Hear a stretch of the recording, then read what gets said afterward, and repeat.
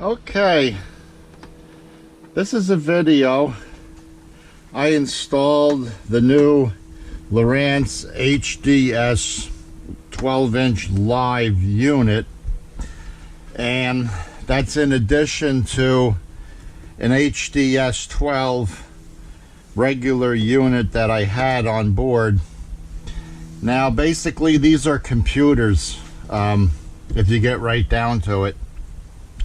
And it was very easy to install. I wish I would have made a video when I was installing it, but I'll take you through the steps that I did.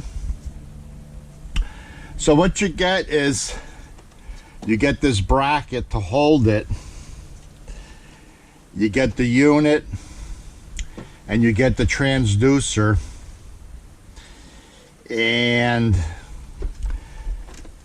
this bracket, you put it where you want it, you get it located, and there's only 4 screws that hold it. So you drill your holes and you run your screws down through there, and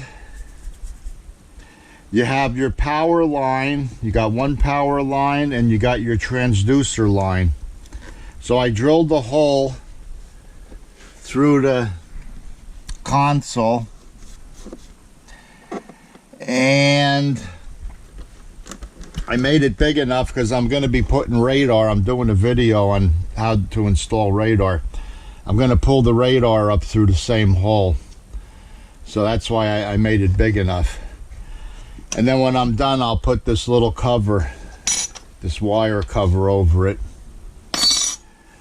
So run your wires up through there, connect it to your power. It's real simple. You got a positive and 1 or 2 negatives.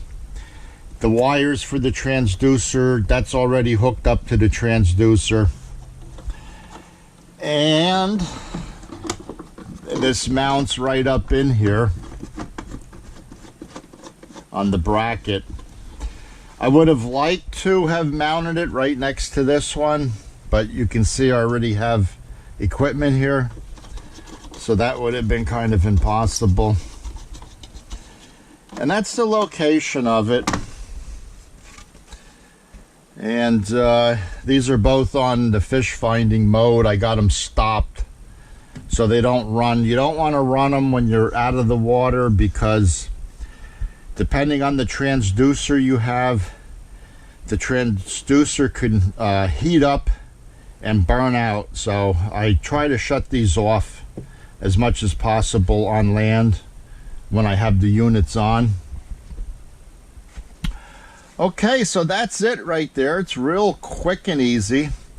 I'll take you through the steps on the transducer, how I had to do that. That was a little bit of a challenge, but not too bad. Okay, so this is the transducer for the new unit. This is the transducer for the original unit.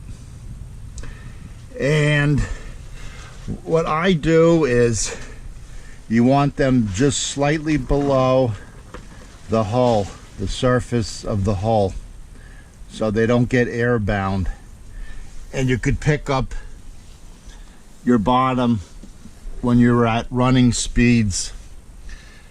Higher speeds you might lose the bottom, but I pick up the bottom at like 20 knots, 25 knots.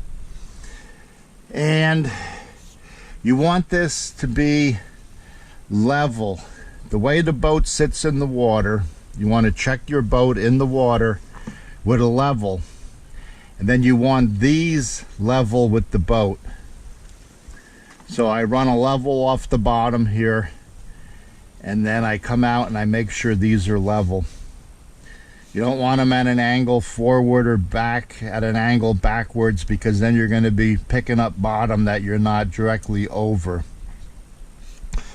So the wires run up. I got them neatly wire tied, and they run down into this fitting here. There's a rubber seal on this fitting. They both run in there, and they go down into the bilge. Now this particular boat has a chase pipe. There's two chase pipes, starboard, port and starboard. I didn't know there was two. I was putting everything through this one. You know, this one pipe is a little crowded. And sometimes they tie off a pulling string for you, an extra string, but I didn't have one. So what I did, if you don't have a snake, if you have a snake, you could snake it. Snake the snake through and then pull your wire. But I don't have a snake. So what I did was I disconnected a wire that was in the pipe off of something here. And I pulled that wire back through. I tied a string off on it first. Then I pulled it back through. Actually, two strings. I tied two strings on it, pulled it through. So I have an extra string in the pipe now. And what I did was I tied this transducer line on to the string that I pulled through, and then I pulled it through to the console. That was the easiest way I figured I can do it without a snake, and it worked pretty good. So I came up into the console, and then I connected it inside the console to the power, and I connected it to the unit. It's really simple to do. I was amazed at how quick and simple it was.